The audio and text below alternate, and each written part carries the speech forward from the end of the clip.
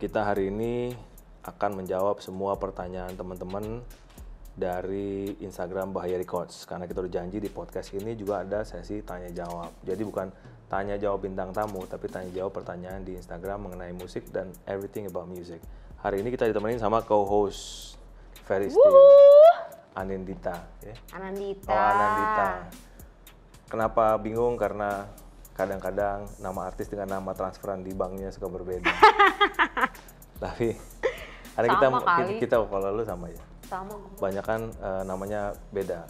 Namanya di sananya Michael, di rekeningnya Jojon. Ini agak berbeda jauh. Oke, kita balik ke pertanyaan. Tadi ada banyak banget yang nanya. Gue sih cuma inget ini ya. Pertanyaan yang paling gue ingat, Faye bisa baca. Kalau yang gue ingat tadi, kapan mulai bisa konser lagi? Yes. Kalau yang intimate konser sebenarnya udah bisa by default sampai 150 orang itu bisa. Tapi lebih daripada itu ya kucing-kucingan. Nah, di daerah tertentu Indonesia Timur sebenarnya juga bisa. Tapi di Jakarta, Jabodetabek sebenarnya tidak dianjurkan karena daripada lo digerebek lagi enak-enakan konser seperti kejadian di Galaxy beberapa waktu lalu, nah mendingan nggak usah yang lebih dari 150 orang. Tapi by default 150 orang itu kita udah ada agreementnya bahwa itu oke. Lalu kira-kira kapan mulai on yang bener-bener gede lagi? Kita sih berharapnya habis Lebaran tahun depan. Kenapa habis Lebaran tahun depan? Karena mungkin secara psikologis orang udah mulai enek kan di rumah, terus social distancing ya. Social distancing sih akan menjadi kebiasaan ya, akan menjadi habit. Tapi kan namanya manusia, kita pengennya boundaries itu sesedikit mungkin ya sesedikit mungkin sehingga kita bisa kayak dulu lagi lah gitu. Mungkin nggak full kayak dulu, tapi anggapnya gini lah, tahun depan habis Lebaran corona tuh feel-nya kayak lu sakit flu deh. Jadi bisa ada lu sakit flu ya kadang-kadang kena ya kadang-kadang enggak gitu, dan tapi tidak terlalu berpengaruh sama kehidupan lu sampai lu yang gimana banget, lu cuman minum 1-2 obat selesai, istirahat, makan, balikin stamina, selesai. In fact itu yang sekarang lagi terjadi ya kayaknya. Iya, jadi kalau lu nge-swab gitu, kalau lagu badan yang gak enak, gue sih tidak menyarankan, mendingan gak usah di-swab. Karena hasilnya biasanya jadi positif. Setelah di-swab berikutnya negatif, karena lu udah makan, udah minum, udah istirahat, udah minum vitamin, it's all gone. Ini jadi kenapa kedokteran sih, Oh Bos? iya. Nih, pertanyaan gue nih ya, menurut lo gimana dengan adanya, apa tuh sekarang kayak konser-konser virtual? Iya nggak? Konser Capek konser virtual. Jangan cengengesan aja. Konser virtual gimana nih, Bos? Iya, konser virtual sebenarnya bagus-bagus enggak, bagus buat peregangan otot musisi aja, tapi sejujurnya feel-nya nggak ada yang dapet. Kalau menurut gua nanti kalau di YouTube lu bisa komen deh. Kalau musisi coba komen, ada nggak sih yang puas dengan konser virtual? Gua nggak jamin sih. Menurut gua feel-nya beda. Kalau lu ketemu di konser ya, sebagai penonton aja, lu pasti kan akan ketemu sama teman lu, janjian, makan, terus berkeringat bareng, berkesenian bareng, itu akan berbeda dengan waktu lu di rumah, lu sambil makan ciki gitu ya, sambil. Rasanya kayak nonton YouTube. Ya, lu kayak nonton YouTube, padahal tiap hari lu nonton YouTube. Yang beda dari konser itu kan bersosialisasinya, berinteraksinya, ya euforianya beda. Sama sombong-sombongan lah. Lu di rumah, di kamar nonton konser kayaknya nggak bisa sombong-sombongan ya. Outfit out the day. OOTD lu nggak bisa. Kayak kita bikin beberapa waktu lalu ada yang foto di WC, kayaknya lagi tren waktu itu ya. 2 tahun lalu tren foto di WC ya, pada foto di WC.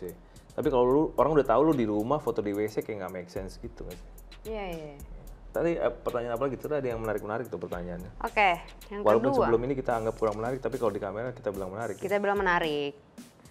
Nanya, ada band ska nggak di era pandemi ini? Ya ada aja lah. Ya ada lah. Tapi kita nggak tahu bandnya apa.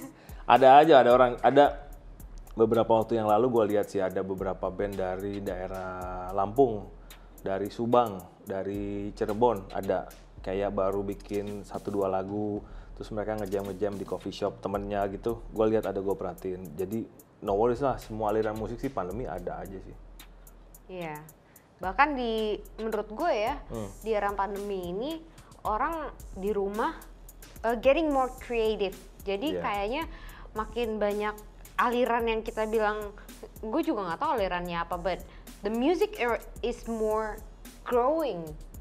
Ya, macam-macam lah. Karena jadi banyak literasi musiknya jadi banyak musiknya. Banyak Bagus, banget. bagus. That's good. Gua ada baca lagi yang nanya gini, gimana sih mempertahankan band di era pandemi ini? Nah, menurut gue sih caranya adalah cari side job yang banyak. Jadi karena band lu udah nggak jalan, udah nggak making money, ya lu harus cari uang di tempat yang lain ya. Kayak Faye ini kan lagi sibuk mencari uang di tempat yang lain. Ngapain Faye?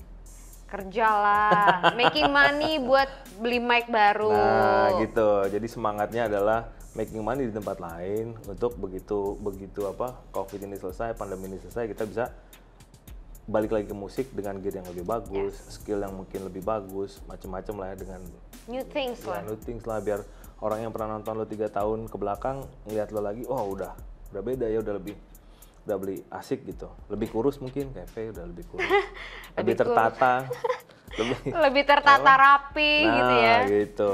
Growing up. Ya, siapa lagi Faye pertanyaannya? Ya, ini ada pertanyaan buat gue, kenapa bisa suka sama musik dan sejak kapan? Oke. Itu kapan Faye? Kalau dibilang, gue kenal Faye dari SMA. Iya, bos kenal gue itu dari SMA, Bos Reinhardt. Kenal gue dari umur 16 tahun ya. 16 tahun. Tato baru satu. Yeah. Gue ini ditatar sama dia, ya tatar tuh bahasanya apa ya? Gue di coaching sama Bos Reinhardt itu udah kayak Britney Spears. Nggak dikeluarin kalau belum mateng gitu. Tapi pas mateng pandemi ya. Ini rada sial juga nih kita sebenarnya. Iya. Jadi it's all good. Dia suka musik dari kecil dari kecil. Gue suka musik dari gue kelas 4 SD kayaknya. Nah, iya.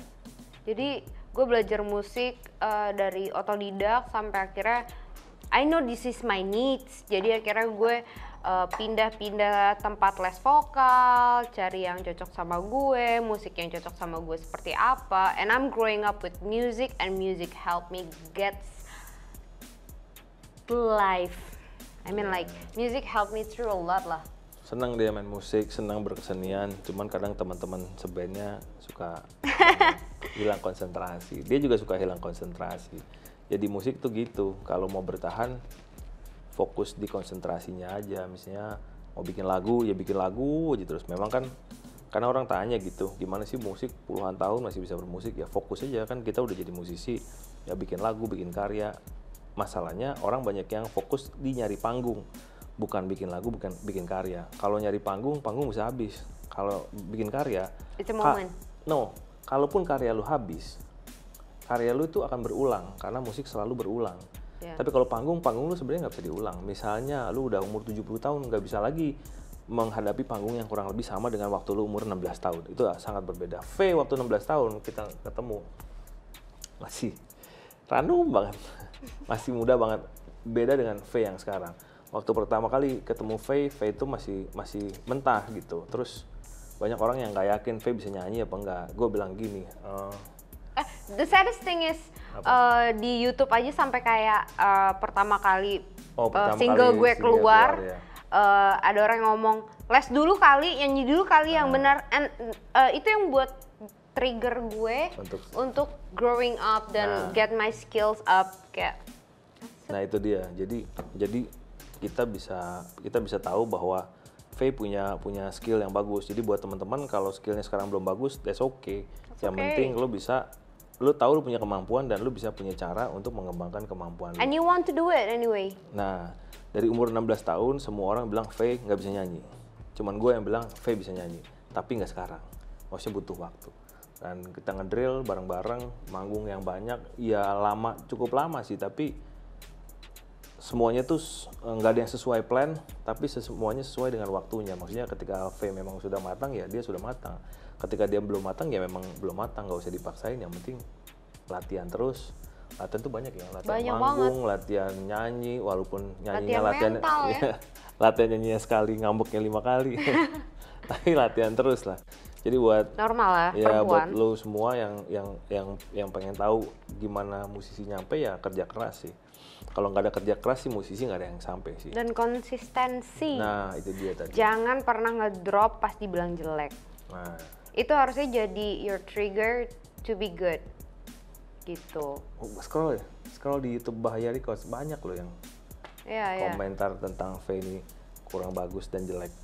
But it doesn't mean kayak gue harus quit the music, no. Bahkan apa ya, komen-komen jelek itu yang membuat gue I need to prove that I am good. Nah, tuh. Tapi jangan belaga gila juga ya. Kalau benar-benar nggak bisa juga jangan coba juga sih. Kalau dia sesuai kapasitas saja. Punya kemampuan, punya ini. Punya modal ya. Maksudnya lu tahu lu bisa nyanyi itu modalnya. Tapi kalau lu tahu lu udah nggak bisa nyanyi, ya itu nggak modal juga sih. Itu belaga gila dan agak nekat gitu. Tapi balik lagi, skill itu bisa di-improve, kemampuan bisa di-improve sampai seberapa tinggi ya sesuai threshold lo masing-masing ya. Kalau lo mampunya segitu ya udah segitu, nggak usah belaga gila harus nyampe di orang lain. Karena beberapa penyanyi ketemu sama gue pengen kayak Agnes Monica lah gitu. Dia bisa kayak Agnes Monica pada tahap tertentu, tahap yang lainnya dia nggak bisa. Karena Agnes Monica comes with package ya suaranya, ya mukanya, ya attitude-nya macam-macam. Nah kalau lo pengen jadi seseorang, lu make sure kualitasnya dia sama dengan kualitas lu, bukan cuma skillnya, tapi ya attitude-nya, ya look-nya, behavior-nya, lu punya network-nya. Kalau enggak ya lu adalah lu, dia adalah dia. Jadi lu jangan pernah mencoba copy orang. Nah, Faye juga gitu. Faye nggak pernah coba copy. Dulu kita sering main Paramore ya. Yeah, I tried to copy Hailey. Betul. At some point memang di awal-awal harus ada orang yang kita look up ya, kita ngefans sama siapa, kita mau jadi dia. That's okay, karena kita ngejar skillnya juga kan. Bener. Nggak bisa kita tiba-tiba punya karakter sendiri.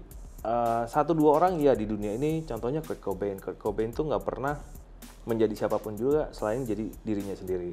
Smashing Pumpkins, banyak deh musisi yang lo bisa lihat deh. Yang legend-legend tuh rata-rata dia nggak ngikutin siapa-siapa, dia hanya menjadi dirinya sendiri. Tapi balik lagi, itu hanya 1 dari 100 juta orang.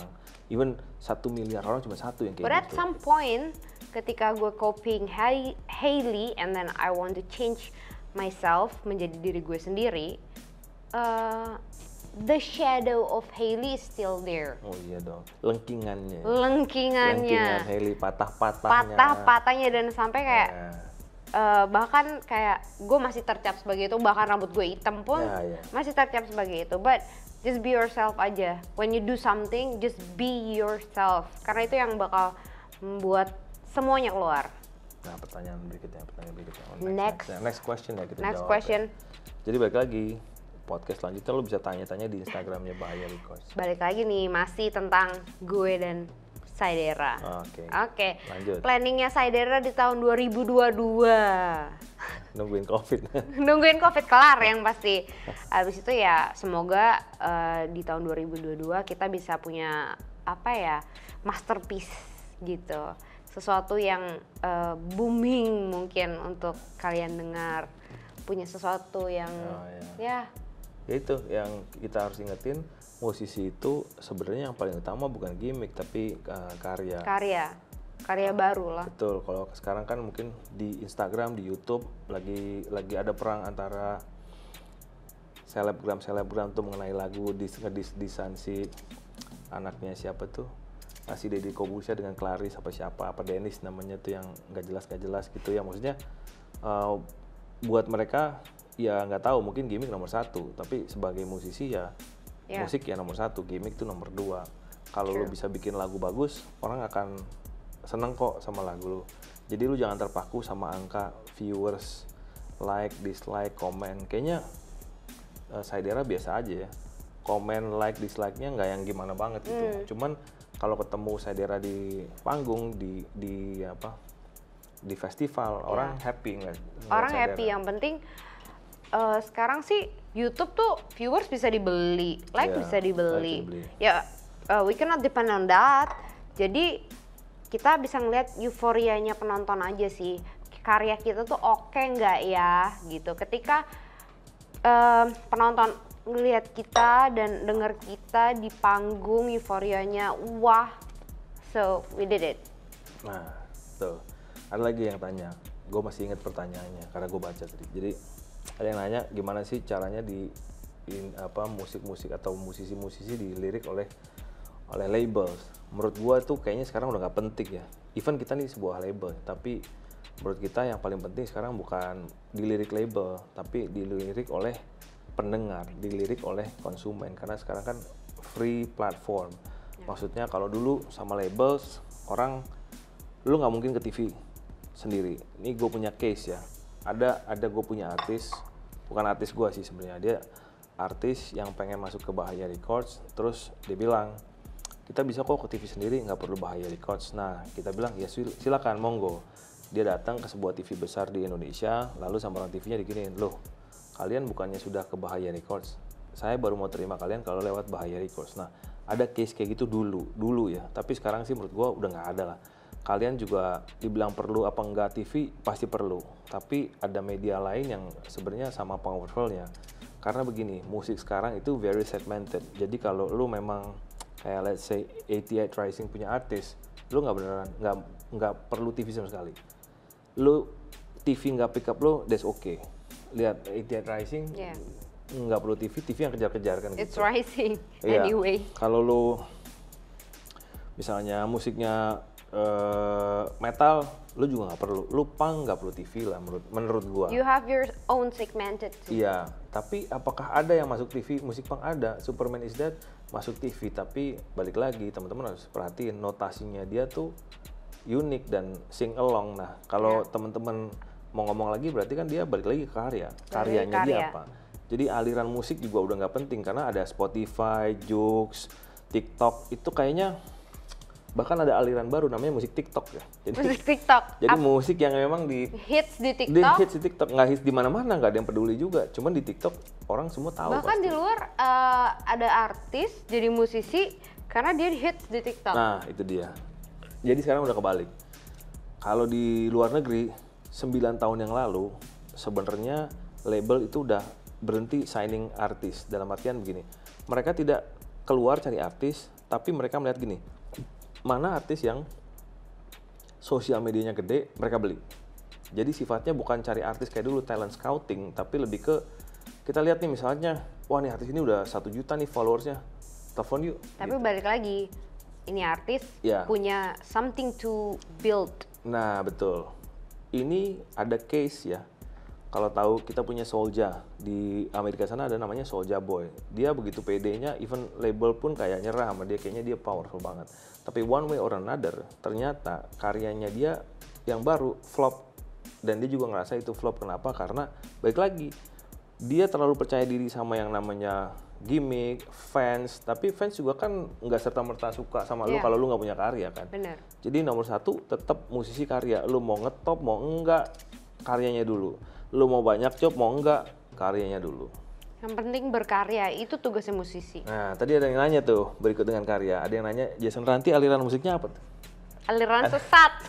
Nggak. Gue yang bakal jawab. Saya jawab. Jason Ranti alirannya menurut gue sih pop sih. Oke. Buat lu pop ya? Pop kritisasi. Oh, itu aliran baru tuh buat gue. Oke. Kalau buat gue ya aliran dia sendiri lah, tapi dengan lirik yang mungkin lebih sosialis, lebih merakyat, lebih politik. Gua nggak tahu lah, dia yang bisa menentukan aliran musiknya dia sendiri menurut gua ya. Sama ketika Iwan Fals muncul, dia menentukan aliran musiknya dia sendiri. Jadi kayak gue bilang itu, teman-teman nggak usah pusing aliran musik lu apa, lu mau kayak gimana, yang penting lu bikin karya keluar dari hati, lirik sesuai dengan yang lu mau. Memang pada titik tertentu ada yang diciptakan untuk pasar, memang ada. Bukan berarti bodo amat gitu, nggak juga sih sebenarnya. Tapi yang paling akan menarik dan akan last long kalau keluar dari hati, secara emosi, secara lirik, secara instrumentalisasi. Contohnya begini. Jason Ranti, gue pernah main sama Jason Ranti. Gue nggak soundcheck dengan personil 8 orang, kru total 14 orang. Jason Ranti cuma sendiri. Dia soundcheck. Pas mau manggung dia lebih lama daripada gue setupnya. Gue kesel ya. Tapi begitu gue lihat fansnya dia duduk, nonton dan sing along. Nah, gue ngerti. Oh, ya, yang lainnya tuh hanya tambahan, yang lain tuh hanya permasalahan tambahan. Cuman Jason Ranti berhasil menghipnotis fansnya dengan liriknya, dengan apa ya? Dia berhasil membawa soul ke dalam lagu. Nah, betul. Itu yang paling susah tuh. Gue udah berdelapan aja susah. Dia sendiri bisa. Yang paling susah juga adalah ketika lo berkarya. Ini kan di studio nih, kita bawa ke digital. And then when it comes to the stage, lo bisa membawa jiwa itu ke sana nggak? Itu yang dilakukan sama Jason Ranti. And I give my thumbs up. Itu yang dilakukan Feristi sampai naik ke Rijing. Thumbs up juga nih. Lo nggak pernah nonton Feristi? Lu tonton lah, Trio Macan doang mah lewat sama dia. Trio Macan, iya dia naik rigging, musisi perempuan begini naik rigging, penontonnya bingung, ya kan. Tapi itu yang Faye bilang benar, bahwa kalau lu bisa mentransformasikan lagu lu menjadi sebuah attitude di panggung, lu keren banget. Tapi balik lagi, itu nggak bisa ditransfer ke streaming. Ya. Karena attitude lu nggak keluar, kayak kita di sini aja nih sebenarnya agak aneh, lampu banyak gitu. Yeah, kita nggak dapet feel-nya gitu. Benar. Dan gua ada satu yang gue suka waktu kita manggungin Jason Ranti di Youngland. Lampunya di set merah semua, jadi makin gloomy gitu ya. Yeah, he knows what to do with himself. Iya, itu keren, sama kayak Feristi ya. Dia ngerti nih mau ngapain, teriak-teriak, lari-lari.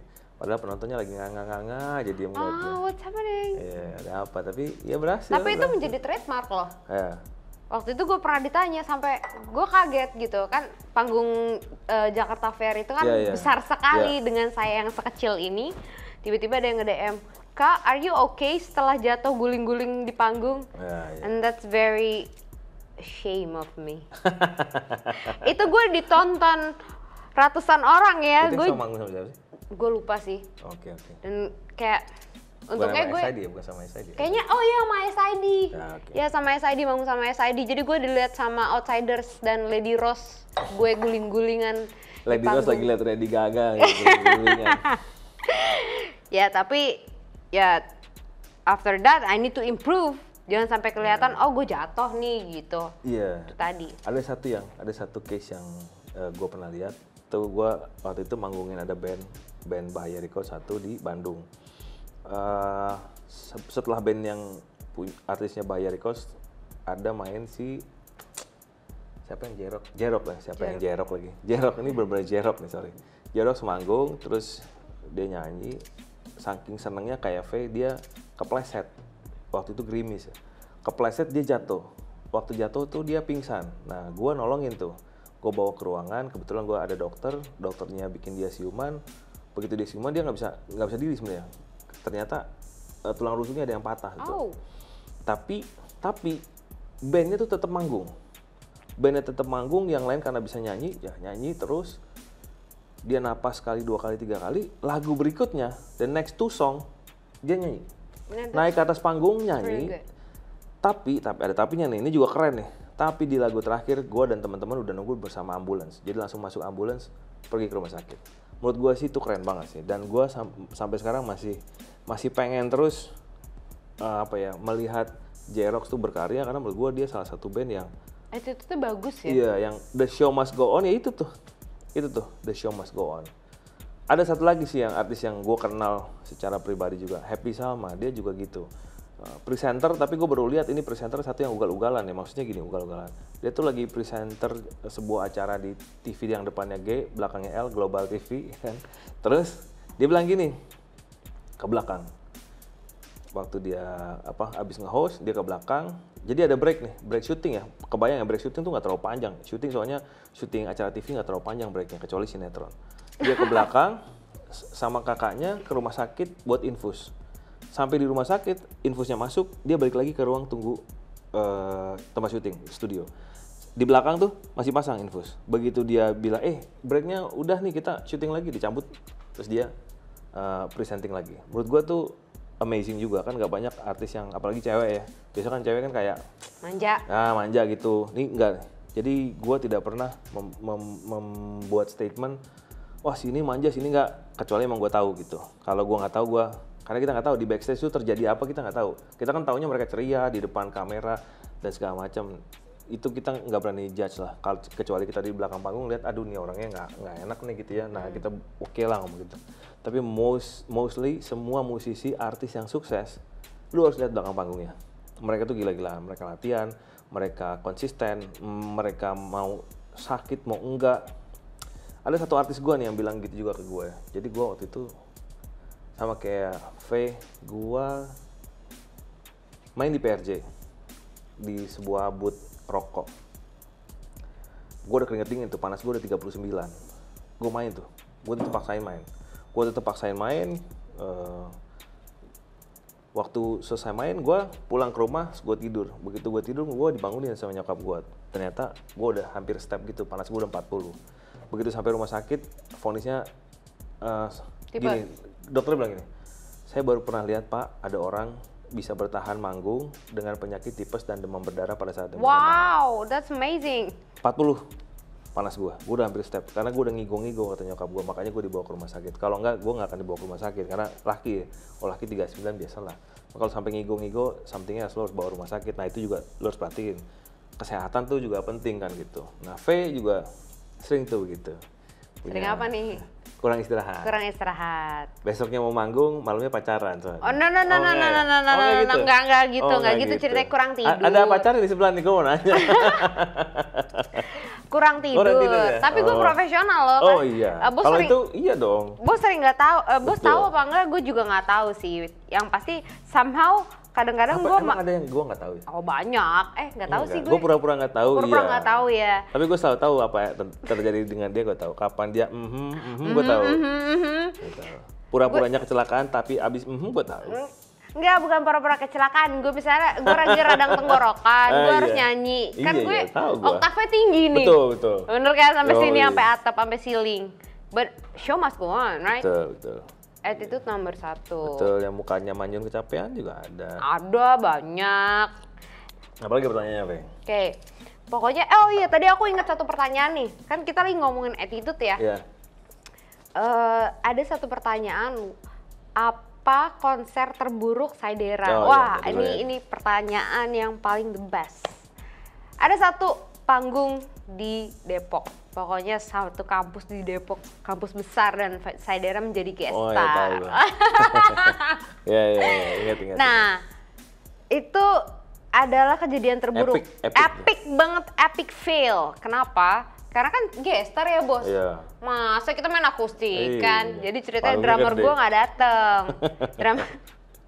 Drummer gue nggak dateng sampai last minute. Akhirnya manajer gue bilang go on stage. Why?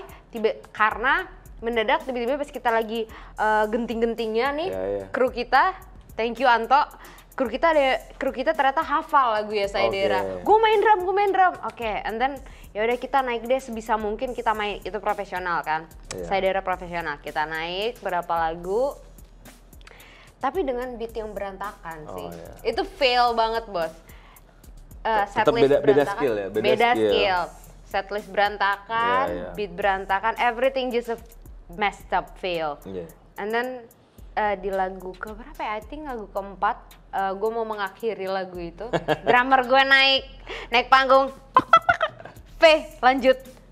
Gue cuma ngeliat dengan kayak, oh my god. Oke. Tapi mood udah hancur banget tuh bos, udah hancur banget. Tapi dia datang kan? Datang, tapi lagu kelima.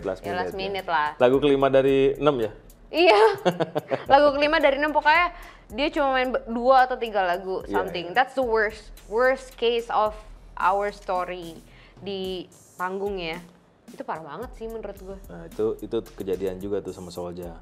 Kita main di Ancol, kayak gitaris kita baru datang lagu ketiga apa nggak salah. Jadi gitar diganti keyboard gitu, feelnya nggak dapet tapi ya memang show must go on gitu. Jadi buat lu yang pengen main musik ya pasti ada tuh kayak gitu. Kita pernah juga mainin band yang kita lagi audisi buat sign di Bahaya Records. Kita main di Mall Ciputra apa. Untung gua nggak datang. Kalau gua datang gua keki juga. Vokalisnya nggak ada. Untung yang main saxophone itu bisa nyanyi. Untung ya. Kalau yang main saxophone nggak bisa nyanyi, ya solo saxophone berarti dia. Emang dua doang? Enggak, satu band. Oh, satu band, tapi vokalisnya nggak datang. Dan itu bener-bener nggak datang sih. Untungnya ya pemain saxophone bisa nyanyi. Nah kalau nggak kan repot. Nah itu sebenarnya salah satu keunggulan kalau satu band ada yang bisa tukar-tukar instrumen, satu bisa nyanyi sambil main gitar, satu bisa main drum sambil sulap mungkin untuk menghibur panitia dan segala macam. Nah kelebihannya itu. Tapi balik lagi kan, konsistensi itu di depan taruhnya. Sisanya sih yang ngikut lah. Ini pertanyaan terakhir nih. Ada yang nanya gimana Bahaya Records menyikapi industri musik yang turun gara-gara COVID. Begini menyikapinya. Semua pengeluaran kita kurangin, semua pendapatan kita banyakin. Nah, pendapatannya bagaimana? Ya nggak ada sih pendapatannya. Cuman gini, kita tidak terlalu ekspansif di saat COVID seperti ini. Karya tetap harus. Balik lagi musisi harus berkarya. Mau pandemi kek, mau sakit kek, mau lu lagi nggak bisa kemana-mana, jadi di rumah aja rebahan lu masih bisa bikin lagu kan gitu. Jadi konsisten tuh selalu. Kita bikin minimal 4 setahun itu udah cukup lah. Nggak usah terlalu 10 tahun bikin lagu. That's enough. Ya 4 aja menurut kita cukup. Lalu yang kedua, kalau kita misalnya pengen promo, ya sekarang juga susah mau ke radio misalnya gitu. Paling phoner. Nah phoner kan balik lagi sama kayak feel-nya sama kayak apa? Streaming. Nggak dapet. Enakan kalau kita datang ke radionya ngobrol-ngobrol kayak gitu loh. Nah itu yang kita jalani selama COVID. Jadi kita mengurangi kegiatan yang menghabiskan dana, terus kita memaksimalkan apa dana yang kita bisa ambil untuk bertahan hidup. Gua rasa sih semua orang juga gitu ya sekarang. Jadi kalau ada yang punya mobil mungkin udah digadein, ada punya barang mungkin udah dijual, banyak musisi udah jual barang gitu. Kayaknya hampir semua musisi lah ya jual barang, kecuali kayak gue bilang tadi di awal bisa cari pekerjaan lain untuk bertahan sampai COVID ini selesai. Like I do. Nah, kayak V kerja sebagai bekerja asuransi. Bekerja yang selayaknya untuk membeli mic baru. Iya gitu. Emang mic lama udah rusak? Enggak sih, biar banyak aja mic gue. Iya, biar kalau kuning ganti kuning, merah ganti merah. Sesuai dengan kostum hari itu ya.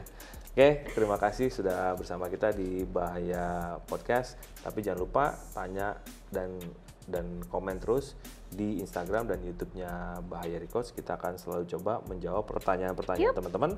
Sampai ketemu di podcast Bahaya berikutnya. Bye-bye. See you around.